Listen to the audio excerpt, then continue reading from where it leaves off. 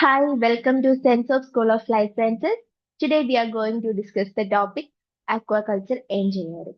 അപ്പൊ നമ്മുടെ സിലബസിൽ aquaculture engineering അല്ലെങ്കിൽ എഞ്ചിനീയറിംഗ് ടെക്നിക്സ് ഓൺ aquaculture എന്ന് പറയുന്ന ഒരു പോർഷൻ ഉണ്ട്. അപ്പൊ അതില് നമ്മൾ എന്തൊക്കെയാണ് ഡിസ്കസ് ചെയ്യുന്നതെന്ന് വെച്ചാൽ എങ്ങനെയൊക്കെ നമ്മൾ ഒരു aquaculture സിസ്റ്റം അല്ലെങ്കിൽ ഒരു പോണ്ട് നമ്മൾ കൺസ്ട്രക്ട് ചെയ്യുന്നു. അതിന്റെ ഷേപ്പ് എങ്ങനെ ആവണം, അല്ലെങ്കിൽ അതിന് എത്ര ആഴം വേണം, അല്ലെങ്കിൽ അതില് എന്താ ഏത് സ്ഥലങ്ങൾ, അതായത് സൈറ്റ് ഏതാണ് നമ്മൾ സെലക്ട് ചെയ്യേണ്ടത്, അങ്ങനെ തുടങ്ങിയ അക്വാകൾച്ചർ ചെയ്യാൻ വേണ്ടിയിട്ട് നമ്മൾ ഒരു പ്രീ റിക്വസിസ്റ്റ് പോലെ ചെയ്യേണ്ട കുറച്ച് കാര്യങ്ങളുണ്ടല്ലോ. അപ്പൊ അതിനെ പറ്റിയിട്ടാണ് നമ്മൾ ഇനി ഈ ക്ലാസ്സിൽ ഡിസ്കസ് ചെയ്യുന്നത്. ഓക്കെ, നമുക്ക് ക്ലാസ്സിലേക്ക് പോകാം. ആദ്യം തന്നെ എന്താണ് അക്വാകൾച്ചർ എഞ്ചിനീയറിംഗ് എന്നാണ് പറയുന്നത്. Aquaculture engineering deals with the application of engineering principles for the design, construction and management of aquaculture systems to ensure efficient and sustainable aquatic production. Okay, അപ്പൊ നമ്മൾ ഒരു അക്വാകൾച്ചർ ഒരു എന്താണ് വലിയ രീതിയിൽ നടത്തുമ്പോൾ എങ്ങനെയെങ്കിലും നമ്മൾ തുടങ്ങിയാൽ പോരല്ലോ. നമുക്ക് എന്ത് വേണം? നല്ലൊരു സസ്റ്റൈനബിൾ പ്രൊഡക്ഷൻ വേണം. അപ്പൊ അതിനനുസരിച്ച് നമ്മൾ എന്തൊക്കെ കാര്യങ്ങൾ വേണം ശ്രദ്ധിക്കേണ്ടത്, അതായത് അതിന്റെ ഡിസൈൻ മുതൽ അല്ലെങ്കിൽ കൺസ്ട്രക്ഷൻ മുതൽ നമ്മൾ എന്ത് ചെയ്യണം? ശ്രദ്ധിക്കണം. ഓരോരോ കാര്യങ്ങൾ ശ്രദ്ധിച്ച് വേണം നമ്മൾ എന്ത് ചെയ്യാൻ, ഒരു അക്വാകൾച്ചർ സിസ്റ്റം ഡെവലപ്പ് ചെയ്യാൻ അല്ലെങ്കിൽ ഒരു പോണ്ട് സെറ്റ് ചെയ്യാൻ. അങ്ങനെ ചെയ്താൽ മാത്രമേ എന്ത് ചെയ്യാൻ പറ്റുള്ളൂ, നമ്മളവിടെ കൾച്ചർ ചെയ്യുന്ന ഫിഷ് സ്പീഷീസ്, ഇപ്പൊ ഫിഷ് ആവട്ടെ ഷെൽ ഫിഷ് ആവട്ടെ, അവർക്ക് എന്ത് ചെയ്യാൻ പറ്റുള്ളൂ, അവിടെ സർവൈവ് ചെയ്യാൻ പറ്റുള്ളൂ. അപ്പൊ അതിന് വേണ്ടിയിട്ടുള്ള എന്താണ് ഒരുക്കങ്ങൾ, അല്ലെങ്കിൽ ആ ഒരു എഞ്ചിനീയറിംഗ് ഡീൽസിനെയാണ് നമ്മൾ എന്ത് പറയുന്നത്, അക്വാകൾച്ചർ എഞ്ചിനീയറിംഗ് എന്ന് പറയുന്നത്.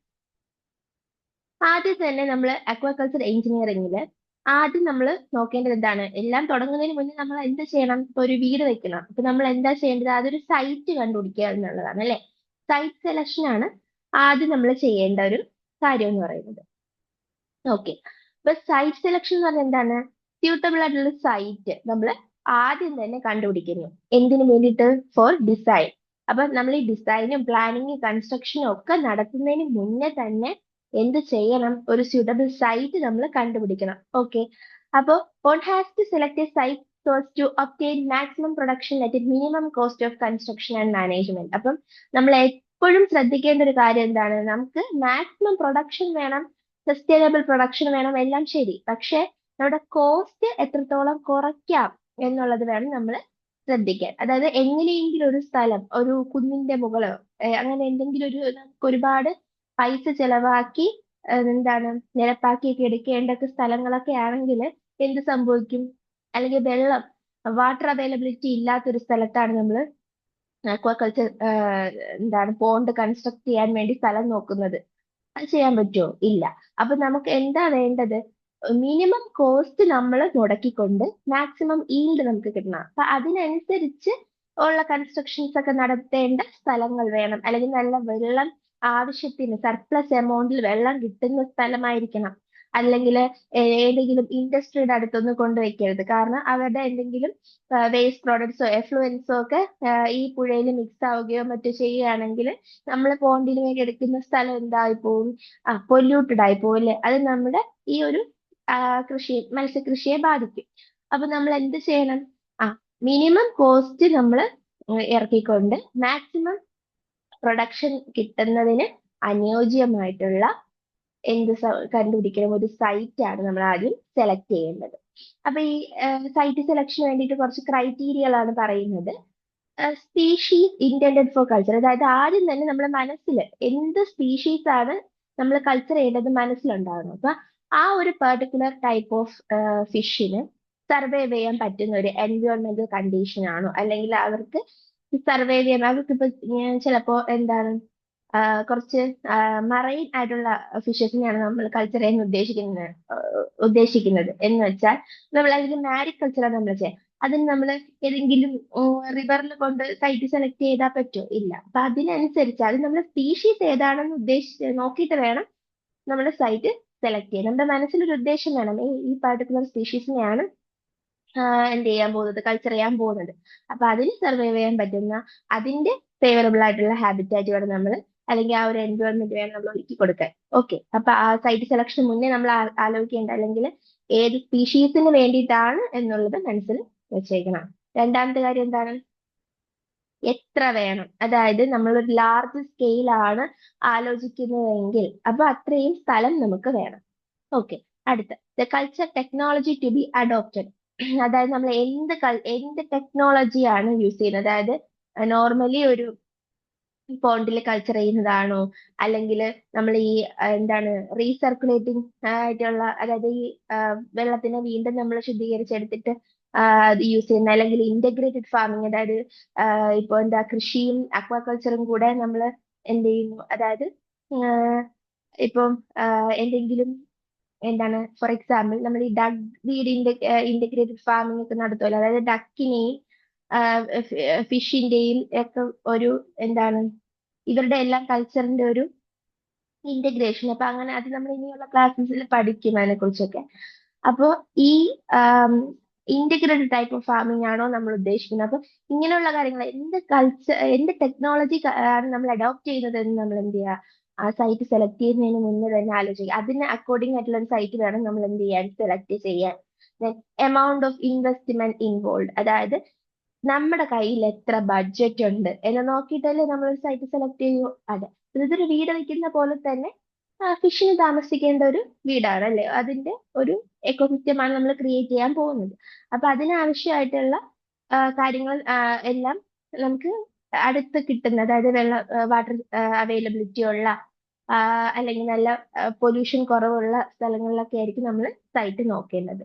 ഒപ്പം നമ്മൾ എന്ത് ചെയ്യണം, നമ്മുടെ കയ്യിലുള്ള എമൗണ്ടിനനുസരിച്ച് വേണം എന്ത് ചെയ്യാൻ, നമുക്ക് ഇത്ര ഒരു ലെവലാണ് വേണ്ടത്. അപ്പൊ അതിനനുസരിച്ചുള്ള ഒരു സൈറ്റ് നമ്മൾ സെലക്ട് ചെയ്യും.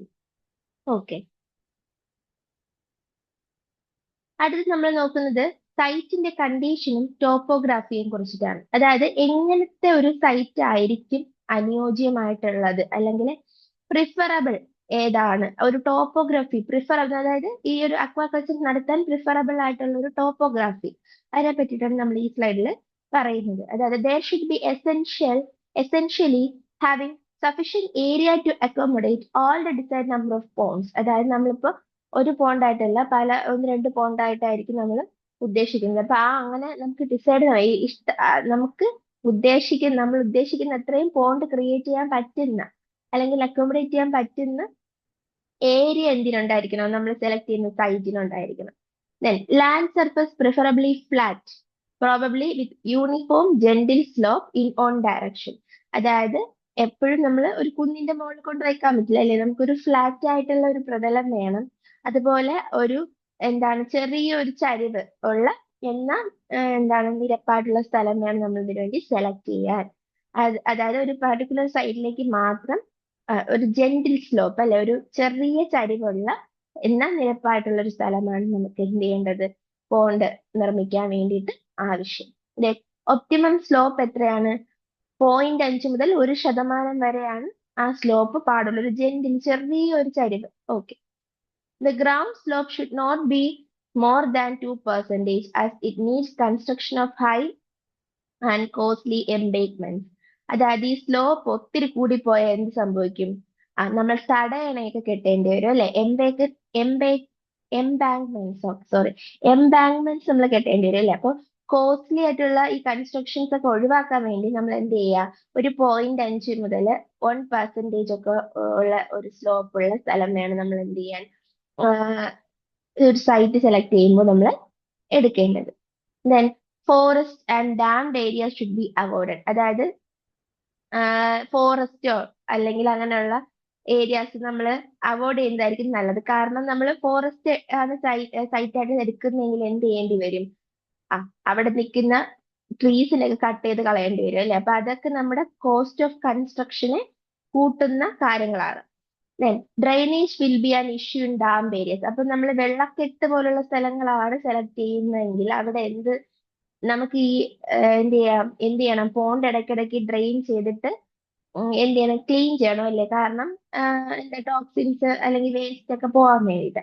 അപ്പൊ അങ്ങനെയുള്ള കാര്യങ്ങൾ, ഈ ഡ്രെയിനേജിന്റെ സൗകര്യങ്ങൾ കുറവായിരിക്കും. സോ ഡാം ഏരിയാസ് നമ്മൾ ഒഴിവാക്കണം. The area should be sufficiently extensive to allow future expansion. അതായത് നമുക്ക് ഫർദർ ആയിട്ട് എന്ത് വലിയ വിപുലീകരിക്കണം എന്ന് പിന്നീട് തോന്നുന്നത്. അതായത് നമ്മൾ ചെറിയ രീതിയിൽ തുടങ്ങുമ്പോൾ നമുക്ക് ഒബ്വിയസ്ലി നല്ലൊരു വരുമാനം കിട്ടി തുടങ്ങുമ്പോൾ നമ്മൾ വലിയൊരു രീതിക്ക് ഇത് പ്ലാൻ ചെയ്യുമല്ലേ. ആ സമയത്ത് നമുക്ക് എന്ത് ചെയ്യണം, കുറച്ചുകൂടെ എക്സ്റ്റെൻസീവ് ആയിട്ട് അക്വാകൾച്ചർ ചെയ്യണം. അപ്പൊ അതിനു വേണ്ടി പറ്റുന്ന തരത്തിലുള്ള ഒരു ഏരിയ വേണം നമ്മൾ സെലക്ട് ചെയ്യാൻ. ഓക്കെ, ഇതൊക്കെ നമുക്ക് ജസ്റ്റ് ബൈ ഹാർട്ട് ചെയ്ത് ജസ്റ്റ് ഒന്ന് ഓർത്ത് വെക്കേണ്ട കാര്യങ്ങളേ ഉള്ളൂ അല്ലെ. സ്ലോപ്പിന്റെ കാര്യം മാത്രം ഒന്ന് ആലോചിച്ച് വെക്കുക. അത് കൂടുതൽ സ്ലോപ്പ് കൂടിപ്പോയാൽ എന്ത് ചെയ്യേണ്ടി വരും, നമ്മൾ തടയാനെ കെട്ടേണ്ടി വരും. ഇനി നമ്മുടെ മണ്ണ് എങ്ങനെ ആയിരിക്കണം എന്നാണ്. ഓക്കെ, സോയിൽ ക്യാരക്ടറിസ്റ്റിക് ഇതാണ്. വാട്ടർ ഹോൾഡിംഗ് കപ്പാസിറ്റി ഉണ്ടായിരിക്കണം അല്ലെ.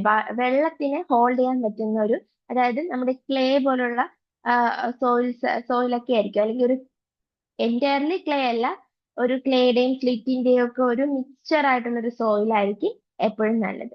The site should contain soft bottom soil or mixed soil comprising of clay, silt and sand in proper proportion to ensure good water holding capacity as well as production of natural food organisms. അതായത് നമ്മുടെ ഈ പോണ്ടിന്റെ ഉള്ളില് എപ്പോഴും ഒരു എന്താണ്, ക്ലേയുടെയും സാൻഡിന്റെയും സിൽറ്റിന്റെയും ഒക്കെ ഒരു mixture ആയിരിക്കണം വേണ്ടത്. കാരണം അങ്ങനെ ഉണ്ടെങ്കിൽ മാത്രമേ വെള്ളം നന്നായിട്ട് ഹോൾഡ് ചെയ്ത് വയ്ക്കാനും പറ്റുള്ളൂ. മാത്രമല്ല നാച്ചുറലി എന്ത് ചെയ്യും, ഫുഡ് എന്താണ്, ഫിഷ് ഫീഡ് ചെയ്യുന്ന ചില ഓർഗാനിസംസിനെ വളരാനും ഈ ഒരു സോയിൽ എന്തായിരിക്കും, ആപ്റ്റ് ആയിരിക്കും. Then gravel and sand are non-corrosive and easily percolating soils.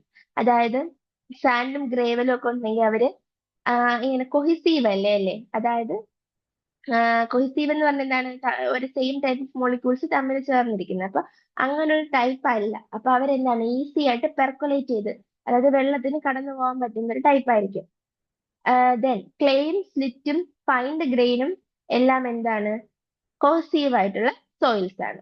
അപ്പൊ ഈ കൊഹസീവ് ആയിട്ട് ഉള്ളതും അതുപോലെ നോൺ കൊഹസീവ് ആയിട്ടുള്ളതിന്റെ ഒക്കെ ഒരു മിക്സ്ചർ ആണെങ്കിൽ അത് ഒരു എന്താണ്, സ്യൂട്ടബിൾ ആയിട്ടുള്ള ഒരു സോയിൽ ആയിരിക്കും അല്ലെ. കോഹസീവ് പ്രോപ്പർട്ടി എന്തിന് ഹെൽപ്പ് ചെയ്യുന്നുണ്ട്, കൊഹസീവ് പ്രോപ്പർട്ടി ഉണ്ടെങ്കിലാണ് നമ്മൾ ഈ അക്വാകൾച്ചർ പോണ്ടൊക്കെ നിർമ്മിക്കുന്ന സമയത്ത് നമുക്ക് നടന്നു പോകാൻ വേണ്ടിയിട്ട് ചില കൈവരി അല്ലെങ്കിൽ എന്താ പറയാ, വരമ്പ് എന്നുള്ളതാണ് യഥാർത്ഥ വാക്ക്. ഇപ്പൊ വരമ്പൊക്കെ നിർമ്മിക്കുമല്ലോ. അപ്പൊ ഈ വരമ്പൊക്കെ അങ്ങനെ തന്നെ ഇരിക്കാൻ, അല്ലെങ്കിൽ ബോട്ടം ഒക്കെ നല്ല സ്റ്റിഫായിട്ടൊക്കെ ഇരിക്കാൻ വേണ്ടിയിട്ട് എന്ത് വേണം, ഈ പോസിറ്റീവ് പ്രോപ്പർട്ടി വേണം അല്ലെ. ഇങ്ങനെ എന്താ ചേർന്നിരിക്കണം. ലൂസ് ആയിട്ടുള്ള സാൻഡ് ആണെങ്കിൽ വെള്ളം വന്ന് വീഴുമ്പോൾ എന്ത് ചെയ്യും, ഒലിച്ചൊക്കെ പോകും അല്ലെ. അപ്പൊ നമുക്ക് കുറച്ച് നടന്നു പോകാൻ പറ്റുന്ന, നമുക്ക് കാല് വെക്കുമ്പോൾ താഴ്ന്നു പോവാത്ത അല്ലെ, നടന്നു പോകാൻ പറ്റുന്ന ചെറിയ വരമ്പുകളൊക്കെ പണിയണം അല്ലെ. അപ്പൊ അതിനെയാണ് നമ്മൾ പോൺ ഡൈക്സ് എന്ന് പറയുന്നത്. അപ്പൊ ഈ ഡൈക്കുകളൊക്കെ വേണമെങ്കിൽ ഈ കോസീവ് പ്രോപ്പർട്ടി വേണം. അപ്പൊ നമുക്ക് എല്ലാം ടൂ മച്ച് ആവാൻ പാടില്ല. ഓക്കെ, എല്ലാം കൂടെ ഒരു മിക്സ്ചർ ആയിട്ടുള്ള ഒരു സോയിലാണ് നമുക്ക് വേണ്ടത്. അപ്പൊ അതുപോലെ വെറ്റ് കണ്ടീഷനിൽ, അതായത് നല്ല വെള്ളമുള്ള കണ്ടീഷനിൽ നമ്മളെ ക്ലീൻ ചെയ്യും, നല്ല വാട്ടർ അബ്സോർബ് ചെയ്ത് വെക്കും അല്ലെ. എന്നിട്ട് അത് എന്ത് ചെയ്യും, അതിന്റെ ഒറിജിനൽ വോളിയത്തിനേക്കാളും 2 മടങ്ങ് എന്ത് ചെയ്യും, സ്വെല്ല് ചെയ്യും, വീർത്ത് വരും എന്നാണ്. ഓക്കെ, അതൊക്കെ ക്ലേയുടെ പ്രോപ്പർട്ടീസ് ആണ്. അപ്പൊ ഇതൊക്കെ എന്താ ഐഡിയൽ ആയിട്ടുള്ള ഒരു സോയിൽ കണ്ടീഷൻ എന്ന് പറഞ്ഞാൽ എന്താണ്, എല്ലാം കൂടെ ചേർന്ന ഒരു കണ്ടീഷനെയാണ് നമ്മൾ ഐഡിയൽ എന്ന് പറയുന്നത് അല്ലെ. Combination of cohesive and non cohesive soils ആണ് ഒരു പ്രോപ്പർ അല്ലെങ്കിൽ സ്യൂട്ടബിൾ ആയിട്ടുള്ള ഒരു പോൺ കൺസ്ട്രക്ഷൻ ആവശ്യമായിട്ടുള്ള ഒരു മണ്ണ് എന്ന് പറയുന്നത്. കോഹസീവ് ആയിട്ടുള്ളത് നോൺ കോഹസീവ് ആയിട്ടുള്ള സോയിൽസ് എല്ലാം കൂടെ മിക്സ് ആയിട്ടുള്ളതാണ്.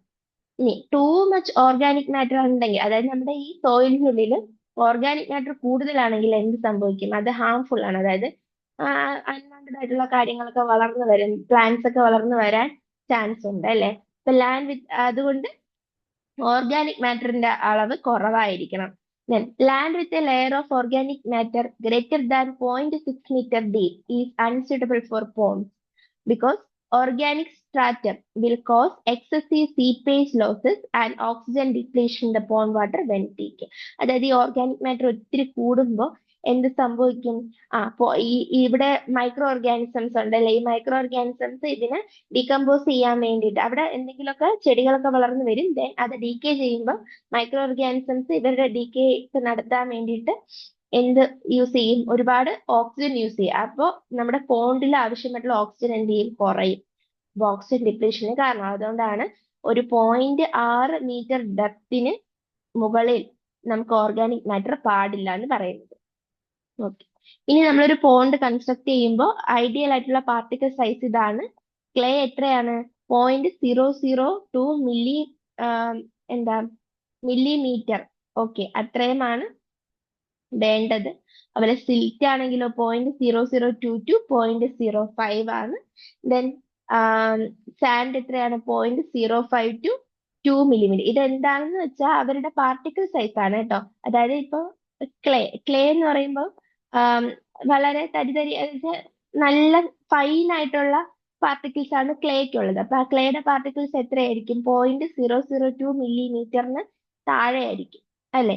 ദെൻ സാൻഡ് ആണെങ്കിലോ 0.05 മുതൽ 2 മില്ലിമീറ്റർ വരെയൊക്കെ സാൻഡ് വരും. സിൽറ്റ് ആണെങ്കിലോ 0.002 മുതൽ അതായത് ക്ലേയുടെയും സാൻഡിന്റെയും ഇടയ്ക്കുള്ള ഒരു പാർട്ടിക്കിൾ സൈസ് ആണ് സിൽറ്റിനുള്ളത്. ഓക്കെ. നെക്സ്റ്റ് നമ്മൾ നോക്കാൻ പോകുന്നത് ഇതിന്റെ വെള്ളത്തിന്റെ അവൈലബിലിറ്റിയെ പറ്റിയിട്ടാണ്. അതായത് അതായത് ഈ ഒരു അക്വകൾച്ചർ പോണ്ട് നമ്മൾ നിർമ്മിക്കാൻ ഉദ്ദേശിക്കുന്ന സ്ഥലത്തിനടുത്ത് എന്ത് വേണം? വെള്ളത്തിന്റെ ഒരു സോഴ്സ് വേണം അല്ലെ? വാട്ടർ സോഴ്സ് ആവശ്യമാണ്. And the source should be perennial, അല്ലെങ്കിൽ അത് ഇയർ റൗണ്ട് അവൈലബിലിറ്റി ഉണ്ടായിരിക്കണം. ഏതെങ്കിലും ഒരു സീസൺ വേനൽക്കാലം വരുമ്പോൾ വെള്ളം കിട്ടിയില്ലെങ്കിൽ നമുക്ക് അക്വാകൾച്ചർ നടത്താൻ പറ്റുമോ? ഇല്ല. അപ്പൊ അതുകൊണ്ട് ഇയർ റൗണ്ട് വെള്ളം കിട്ടാൻ പറ്റുന്ന സ്യൂട്ടബിൾ ആയിട്ടുള്ള സൈറ്റ് വേണം നമ്മൾ സെലക്ട് ചെയ്യാൻ. പോരാത്തതിന് വെള്ളം എന്തായിരിക്കണം? ക്ലീനും ആയിരിക്കണം, ദെൻ ഓക്സിജനേറ്റഡും ആയിരിക്കണം. അതായത് നല്ല ഓക്സിജന്റെ അളവൊക്കെ ഉള്ള വെള്ളം വേണം നമ്മൾ എന്ത് ചെയ്യാൻ. അങ്ങനെയുള്ള വെള്ളം എന്താണ് വാട്ടർ റിസോഴ്സിന്റെ അടുത്ത് വേണം നമ്മൾ പോണ്ട് കൺസ്ട്രക്ട് ചെയ്യാൻ. ദെൻ മറ്റുള്ള പാരാമീറ്റേഴ്സ് നോക്കുകയാണെങ്കിൽ എന്താണ്? റെയിൻഫോൾ, വിൻഡ്, ഹ്യൂമിഡിറ്റി, ടെമ്പറേച്ചർ, ഇതൊക്കെ എന്ത് ചെയ്യണം? നമ്മളെ അക്വാകൾച്ചർ പ്രാക്ടീസിനെ എഫക്ട് ചെയ്യുന്നുണ്ട് അല്ലെ? അപ്പൊ അതൊക്കെ റെയിൻഫോൾ കിട്ടുന്ന എന്നാൽ അധികം വിൻഡോ ഹ്യൂമിഡിറ്റിയോ എല്ലാം നമ്മുടെ ഏത് പർട്ടിക്കുലർ സ്പീഷീസ് ആണോ നമ്മൾ കൾച്ചർ ചെയ്യുന്നത് ആ സ്പീഷീസിന് അനുയോജ്യമായിട്ടുള്ള മെറ്ററോളജിക്കൽ പാരാമീറ്റേഴ്സ് വേണം നമ്മൾ ഉള്ള സ്ഥലം വേണം നമ്മൾ എന്ത് ചെയ്യാൻ? തിരഞ്ഞെടുക്കാൻ. Then ആ സൈറ്റിൽ അക്വാകൾച്ചർ സൈറ്റിൽ എന്ത് പാടില്ല? ഇൻഡസ്ട്രിയൽ എഫ്ലുവൻസോ സീവേജിന്റെ ഒന്നും പൊല്യൂഷൻ പാടില്ല. അങ്ങനെ പൊല്യൂഷൻ ഉണ്ടെങ്കിൽ എന്ത് പറ്റും? നമുക്ക് നല്ലൊരു ഈൽഡ് ഉണ്ടാക്കാൻ പറ്റില്ല.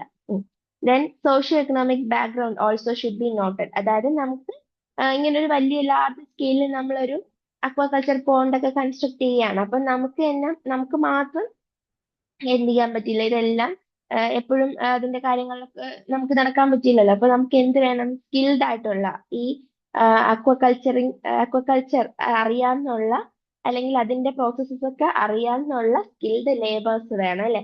അപ്പൊ ലേബറേഴ്സ് ഉള്ള സ്ഥലത്ത് വേണം നമ്മൾ, അല്ലെങ്കിൽ അങ്ങനെയുള്ള ഒരു അവൈലബിലിറ്റി ഉള്ള സ്ഥലങ്ങളിൽ വേണം നമ്മൾ എന്ത് ചെയ്യാൻ? അക്വാകൾച്ചർ പോണ്ട് സ്റ്റാർട്ട് ചെയ്യാൻ. അപ്പൊ ഇതൊക്കെ ഒരു പ്രീ റിക്വസിസ്റ്റ് ആണ്. ദെൻ നമ്മൾ ഇനി നേരെ പോകുന്നത് ടൈപ്പ് ഓഫ് പോണ്ടിനെ പറ്റിയിട്ട് പറയാനാണ്. അതായത് നമ്മൾ ഫിഷ് കൾച്ചർ ചെയ്യാൻ വേണ്ടിയിട്ട് ആ പോണ്ട് കൺസ്ട്രക്ട് ചെയ്യുമല്ലോ. ഓക്കെ, ആ കൺസ്ട്രക്ഷന്റെ ബേസിസിൽ രണ്ട് ടൈപ്പ് ഓഫ് പോണ്ടുകളാണ് ഉള്ളത്. ഒന്ന് എക്സ്കവേറ്റഡ് പോണ്ട്സ്, അതായത് നമ്മൾ ഒരു കുഴി ഉണ്ടാക്കി, അല്ലെങ്കിൽ നമ്മൾ എക്സ്കവേറ്റ് ചെയ്യുന്നു അല്ലെ? കുഴിച്ച് ഒരു എന്താണ് അതായത് ഒരു പർട്ടിക്കുലർ സോഴ്സ് ഓഫ് വാട്ടർ ഉള്ള, അതായത് വെള്ളമുള്ള സ്ഥലം നമ്മൾ കുഴിച്ചിട്ട് എന്ത് ചെയ്യുന്നു? ഒരു പോണ്ട് ഉണ്ടാക്കുന്നു. ദെൻ എംബേക്ക്മെന്റ് പോണ്ട് എന്ന് പറഞ്ഞാൽ എന്താണ്? നമ്മൾ തടയണ കെട്ടി, അല്ലെങ്കിൽ ഒരു ഒരു വരമ്പ് കെട്ടിയിട്ട് എന്ത് ചെയ്യുന്നു? വെള്ളത്തിനെ തടഞ്ഞു നിർത്തിയിട്ട് കൾച്ചർ ചെയ്യുന്നു. അപ്പൊ രണ്ട് ടൈപ്പ് ഓഫ് പോണ്ടുകളാണ് ഉള്ളത് ബേസ്ഡ് ഓൺ കൺസ്ട്രക്ഷൻ. അതിന്റെ പിക്ചേഴ്സ് ആണ് തന്നിട്ടുള്ളത്.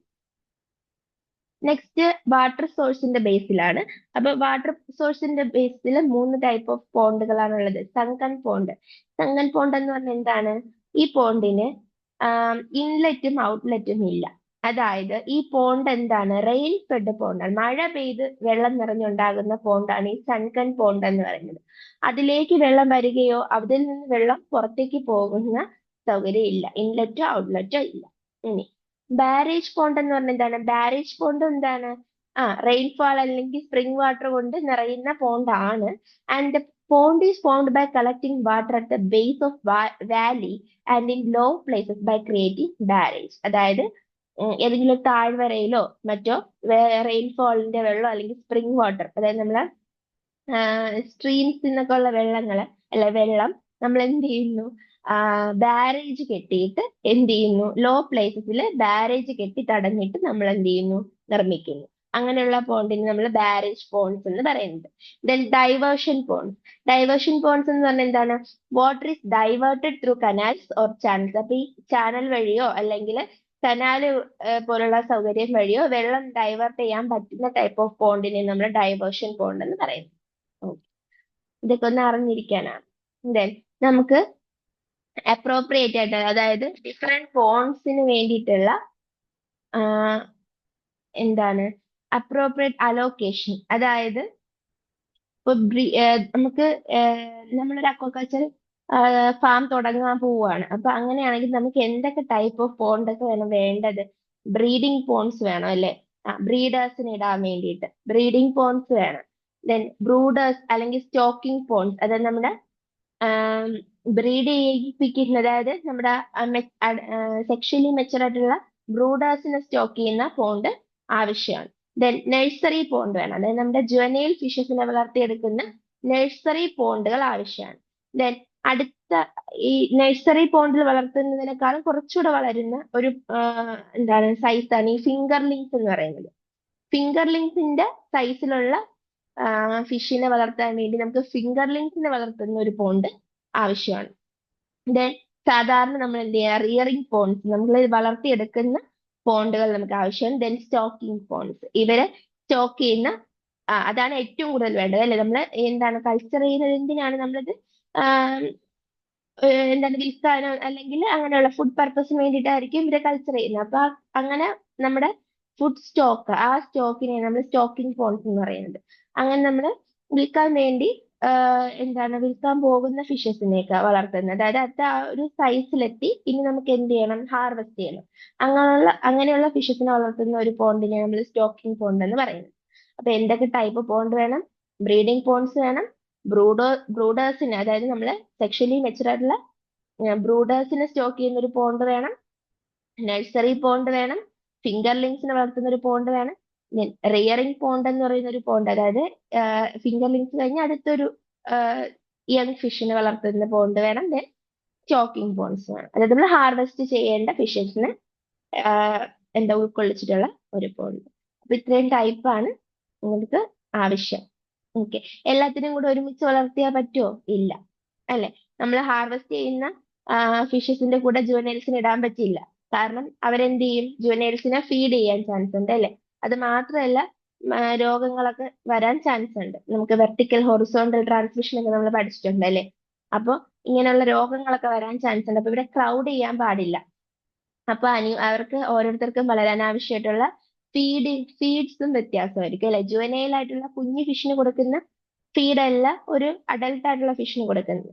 അപ്പൊ അതിന്റെയൊക്കെ എന്താണ് അനുസരിച്ച് ഓരോ പാർട്ടിക്കുലർ പോൺസിൽ വേണം ഇവരെയൊക്കെ നമ്മൾ എന്ത് ചെയ്യാൻ, വളർത്താൻ. എന്നാൽ മാത്രമേ നമുക്ക് നല്ലൊരു രീതിയിൽ സസ്റ്റൈനബിൾ ആയിട്ട് അക്വാകൾച്ചർ നടത്തിക്കൊണ്ട് പോകാൻ പറ്റുള്ളൂ.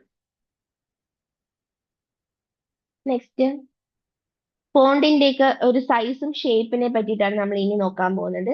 അതായത് pond shape and size mainly depend upon the species to be culture. അത് എപ്പോഴും അതാണ്, ഏത് സ്പീഷീസിനെ കൾച്ചർ ചെയ്യുന്നു എന്നുള്ളതിനെ വെച്ചിട്ടാണ് നമ്മൾ ഏത് ഷേപ്പിൽ കൺസ്ട്രക്ട് ചെയ്യണം അല്ലെങ്കിൽ എത്ര സൈസിൽ കൺസ്ട്രക്ട് ചെയ്യണം എന്ന് നോക്കാം. ആൻഡ് സോയിൽ ക്യാരക്ടറിസ്റ്റിക്സും ടോപ്പോഗ്രാഫിയും എല്ലാം ആ ഒരു പർട്ടിക്കുലർ സ്പീഷീസിനനുസരിച്ച് ഇരിക്കും. യൂഷ്വലി എന്താണ് ഒരു പോണ്ട് സൈസ് എന്ന് പറയുന്നത്? 1 മുതൽ 5 ഹെക്ടർ ആണ്. അതായത് എക്സ്റ്റെൻസീവ് ഫാമിംഗ് ആണ് നമ്മൾ നോക്കുന്നതെങ്കിൽ 1 മുതൽ 5 ഹെക്ടർ വരെയാണ് പോണ്ട് സൈസ് വേണ്ടത്. ഇനി സെമി ഇന്റൻസീവ് ഫാമിംഗ് ആണെങ്കിലോ 0.25 ടു 1 ഹെക്ടർ. ഇനി ഇന്റൻസീവ് ഫാമിംഗ് ആണെങ്കിൽ 0.025 ടു 0.25 ഹെക്ടേഴ്സിലായിരിക്കും ഇന്റൻസീവ് ഫാമിംഗ് നടത്തുന്നത്.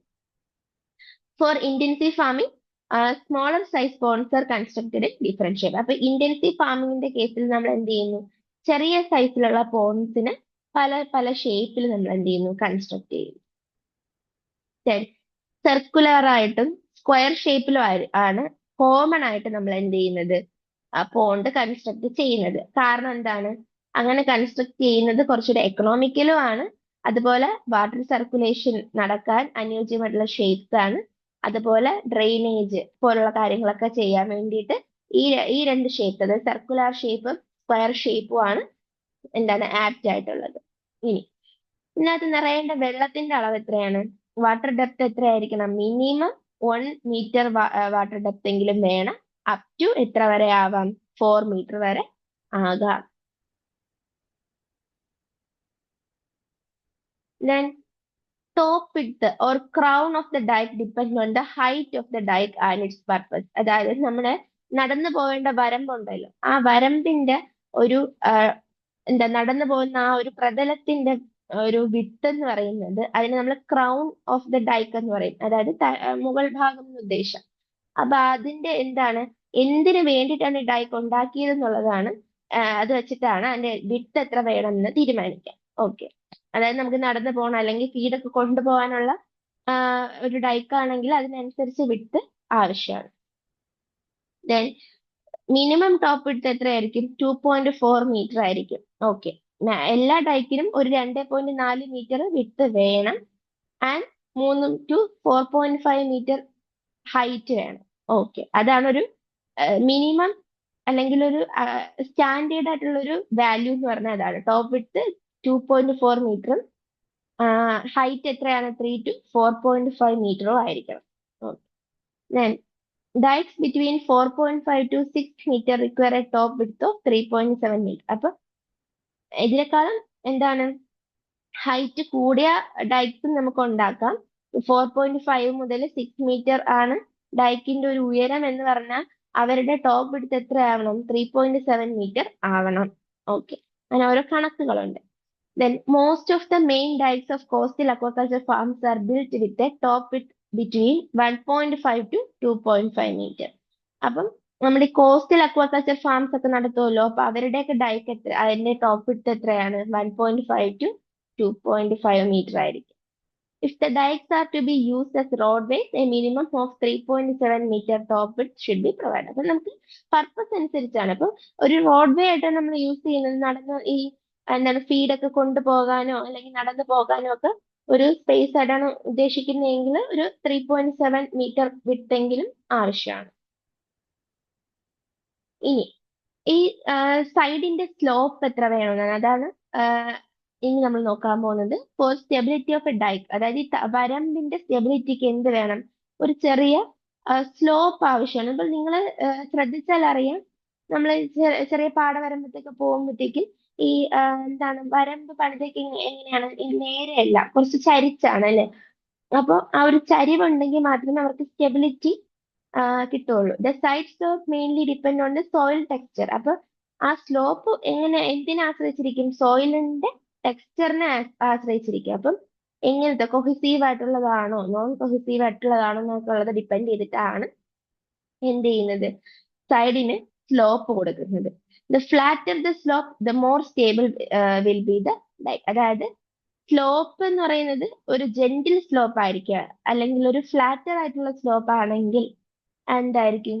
ഡൈക്ക് കുറച്ചുകൂടെ കൂടുതൽ സ്റ്റേബിൾ ആയിരിക്കും.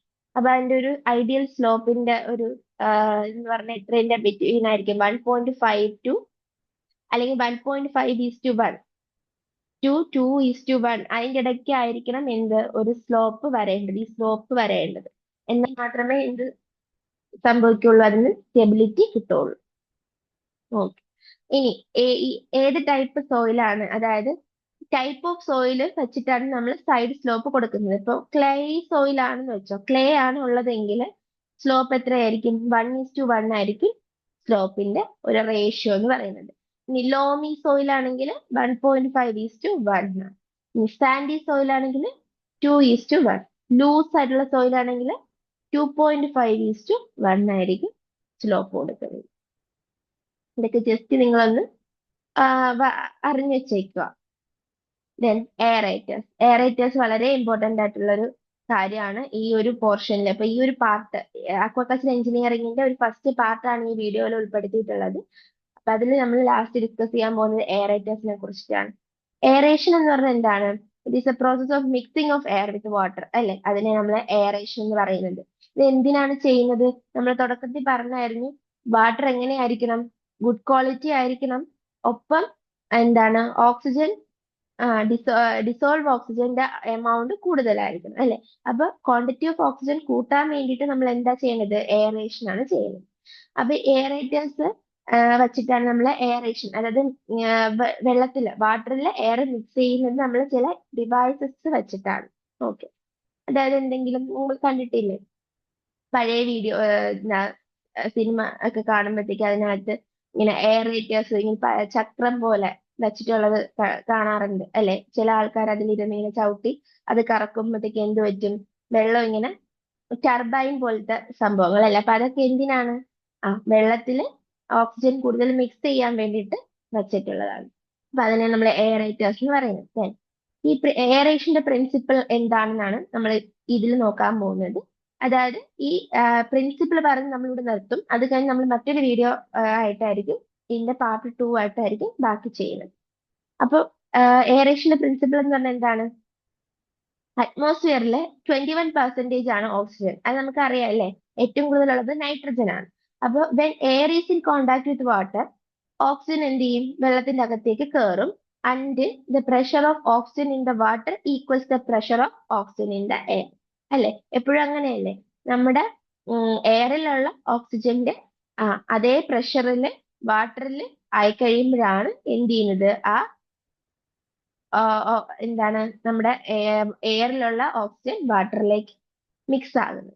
The rate of oxygen transfer into the pond water is an important parameter that governs the intensity of aeration. അതായത് എന്താണ് എയറേഷന്റെ ഒരു ഇന്റൻസിറ്റി എന്നൊക്കെ പറഞ്ഞാൽ എന്താണ്? എത്രത്തോളം ഓക്സിജനെ പോണ്ട് വാട്ടറുമായിട്ട് മിക്സ് ചെയ്യാൻ പറ്റുന്നു, അതിനെയാണ് നമ്മൾ ഇന്റൻസിറ്റി ഓഫ് എയറേഷൻ എന്ന് പറയുന്നത്. ഇതൊരു ഇമ്പോർട്ടന്റ് ആയിട്ടുള്ള പാരാമീറ്റർ ആണ്. അപ്പൊ ഇന്നത്തെ വീഡിയോയിൽ നമ്മൾ ഇത്രയും കാര്യങ്ങളാണ് ഇൻക്ലൂഡ് ചെയ്തിട്ടുള്ളത്. അപ്പൊ എയറേഷൻ എന്ന് പറഞ്ഞാൽ നമ്മുടെ വാട്ടറുമായിട്ട് എയറിനെ മിക്സ് ചെയ്യുന്ന ഒരു പ്രോസസ്സാണ്. നമ്മൾ എന്തിനാണ് ചെയ്യുന്നത്? കാരണം നമുക്ക് ഫിഷിന് എന്ത് ചെയ്യണം? ഫിഷിന് ഓക്സിജന്റെ ആവശ്യമുണ്ട്. അപ്പൊ അതിന് എവിടെ നിന്നാണ് ഓക്സിജൻ കിട്ടുന്നത്? വാട്ടറിൽ നിന്നാണ്. അപ്പൊ ആ വാട്ടറിലുള്ള ഓക്സിജന്റെ അളവ് നിലനിർത്തുക എന്നുള്ളത് ഇമ്പോർട്ടന്റ് ആയിട്ടുള്ള ഒരു കാര്യമാണ്. അപ്പൊ നമ്മൾ ഇന്നത്തെ ക്ലാസ്സിൽ എന്തിനെ കുറിച്ചാണ് പഠിച്ചത്? എങ്ങനെ നമുക്ക് ഒരു അക്വാകൾച്ചർ ഫാം കൺസ്ട്രക്ട് ചെയ്യാം. അപ്പൊ അതിന് വേണ്ടിയിട്ടുള്ള പ്രീ റിക്വസിസ്റ്റ് ഒക്കെയാണ് നമ്മൾ ആദ്യം നോക്കിയത്. എന്തൊക്കെയാണ് നോക്കിയത്? ആദ്യം തന്നെ നമ്മൾ സൈറ്റ് സെലക്ഷൻ, അതാണ് നമ്മുടെ ഇമ്പോർട്ടന്റ് ആയിട്ടുള്ള കാര്യം അല്ലേ? സൈറ്റ് സെലക്ഷൻ വേണം. അത് കഴിഞ്ഞിട്ട് സോയില് അല്ലെ, ആ സൈറ്റിന്റെ സോയിൽ എങ്ങനെയാണ്, അല്ലെങ്കിൽ ടോപ്പോഗ്രാഫി എങ്ങനെയാണെന്നൊക്കെ ഉള്ള കാര്യങ്ങൾ നമ്മൾ നോക്കണം. അതുപോലെ സോയിലിന്റെ ക്യാരക്ടേഴ്സ് നമ്മൾ നോക്കണം അല്ലെ? ഒരു മിക്സ്ചർ ആയിട്ടുള്ള ഒരു അതായത് combination of cohesive and non cohesive സോയിലാണ് എന്താണ് സ്യൂട്ടബിൾ ആയിട്ടുള്ളത്. ദെൻ അതിന്റെ പാർട്ടിക്കിൾ സൈസ്, ദെൻ വെള്ളം അടുത്തുണ്ടാവണം. അതുപോലെ എന്താണ്, പൊല്യൂഷൻ ഒന്നും പാടില്ല. അങ്ങനെ സ്കിൽഡ് ലേബറേഴ്സിനെ കിട്ടാൻ പറ്റുന്ന സ്ഥലത്തായിരിക്കും നമ്മൾ പോണ്ട് സ്റ്റാർട്ട് ചെയ്യുന്നത്. ദെൻ നമ്മൾ പോണ്ട് എന്താണ് കൺസ്ട്രക്ട് ചെയ്യുന്ന ബേസിസിൽ 2 ടൈപ്പ് ഓഫ് പോണ്ട്സ് ആണുള്ളത്. എക്സ്കവേറ്റഡും എംബാക്കൻമെന്റ് അല്ലെ? എംബാക്കൻമെന്റ് എങ്ങനെയാണ് ചെയ്യുന്നത്? നമ്മൾ ഒരു ഡൈക്ക് അല്ലെങ്കിൽ ഒരു തടയണ ഉണ്ടാക്കിയിട്ട് വെള്ളത്തിനെ ട്രാപ്പ് ചെയ്തുകൊണ്ടാണ് അങ്ങനെ ഒരു പോണ്ട് ഉണ്ടാക്കുന്നത്. എക്സ്കവേറ്റഡ് ആണെങ്കിൽ എന്താണ്, നമ്മൾ പോണ്ടിനെ കുഴിച്ച് അല്ലെ വാട്ടർ ബോഡി കുഴിച്ച് പോണ്ട് ഉണ്ടാക്കുന്നു. ദെൻ വാട്ടർ സോഴ്സിനെ വെച്ചിട്ട് സങ്കൻ പോൺസ് ഉണ്ട്, ബാരേജ് പോൺസ് ഉണ്ട്, ഡൈവേർഷൻ പോൺസ് ഉണ്ട്.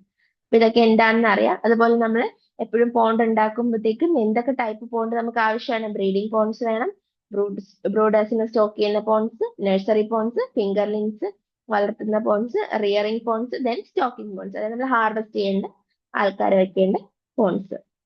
ദെൻ പോണ്ടിന്റെ സൈസ് എങ്ങനെയായിരിക്കണം? എത്ര ഹെക്ടർ വേണം? അപ്പൊ ഒരു എക്സ്റ്റെൻസീവ് ഫാമിംഗ് ആണെങ്കിൽ 1 to 5 ഹെക്ടേഴ്സ് ആണ്. ഇന്റൻസീവ് ഫാമിംഗ് ആണെങ്കിലോ 0.025 to 0.25 ഹെക്ടർ. ഇനി സെമി ഇന്റൻസീവ് ആണെങ്കിൽ 0.25 to 1 ഹെക്ടർ ആയിരിക്കും. ഓക്കെ. മെയിൻ ആയിട്ട് നമ്മൾ പോണ്ട് ഉണ്ടാക്കുന്ന ഷേപ്പ് സർക്കുലർ അല്ലെങ്കിൽ സ്ക്വയർ ഷേപ്പിലായിരിക്കും. ആൻഡ് വാട്ടർ ഡെപ്ത് എത്ര ആവണം? മിനിമം 1 മീറ്ററും മാക്സിമം 4 മീറ്ററും ആയിരിക്കണം. ദെൻ ഡൈക്ക് വേണം. ഡൈക്കിന്റെ പർപ്പസ് അനുസരിച്ചായിരിക്കും ഡൈക്കിന്റെ ടോപ്പ് വിത്ത് വരുന്നത്. റോഡ് വേ ഒക്കെ ആണെങ്കിൽ 3.7 വരെയൊക്കെ അതിന്റെ വിത്ത് ആവശ്യമാണ്. ദെൻ നമ്മുടെ ഡൈക്കിന് സ്ലോപ്പ് ആവശ്യമുണ്ട്. അപ്പം ഏത് ടൈപ്പ് സോയിൽ ആണെന്ന് വെച്ചിട്ടാണ് നമ്മൾ സ്ലോപ്പ് പ്രൊവൈഡ് ചെയ്യുന്നത്. ഓക്കെ. ദെൻ എയറേറ്റേഴ്സ്. എയറേറ്റേഴ്സ് എന്ന് പറഞ്ഞാൽ എന്താണ്? നമ്മുടെ വാട്ടറിൽ ഓക്സിജന്റെ അളവ് കൂട്ടാൻ വേണ്ടിയിട്ട് നമ്മൾ യൂസ് ചെയ്യുന്ന ഡിവൈസസിനാണ് എയറേറ്റേഴ്സ് എന്ന് പറയുന്നത്. അപ്പൊ ഈ എയറേറ്റേഴ്സ് ഉണ്ടെങ്കിൽ മാത്രമേ എന്ത് ചെയ്യാൻ പറ്റുള്ളൂ? നല്ല രീതിയിൽ നമുക്ക് എയറേറ്റ് ചെയ്ത് അതുവഴി വെള്ളത്തിൽ ഓക്സിജന്റെ അളവ് കൂട്ടാൻ സാധിക്കുള്ളൂ. അപ്പൊ ഇത്രയും കാര്യങ്ങളാണ് ഇന്ന് നമ്മൾ ഡിസ്കസ് ചെയ്തത്. വളരെ ഇമ്പോർട്ടന്റ് ആയിട്ടുള്ള എന്നാൽ പഠിക്കാൻ എളുപ്പമുള്ള മറ്റൊരു ടോപ്പിക് ആയിരുന്നു അക്വാകൾച്ചർ എഞ്ചിനീയറിംഗ് എന്ന് പറയുന്നത്. ക്ലാസ് എല്ലാവർക്കും മനസ്സിലായെന്ന് വിശ്വസിക്കുന്നു. നന്നായിട്ട് പ്രിപ്പറേഷൻസ് ഒക്കെ നടക്കട്ടെ. എല്ലാവർക്കും ഓൾ ദ ബെസ്റ്റ്. അടുത്ത മറ്റൊരു ക്ലാസ്സുമായിട്ട് അല്ലെങ്കിൽ ഈ ഒരു വീഡിയോയുടെ സെക്കൻഡ് പാർട്ടുമായിട്ട് നമുക്ക് വീണ്ടും കാണാം. Till then, bye.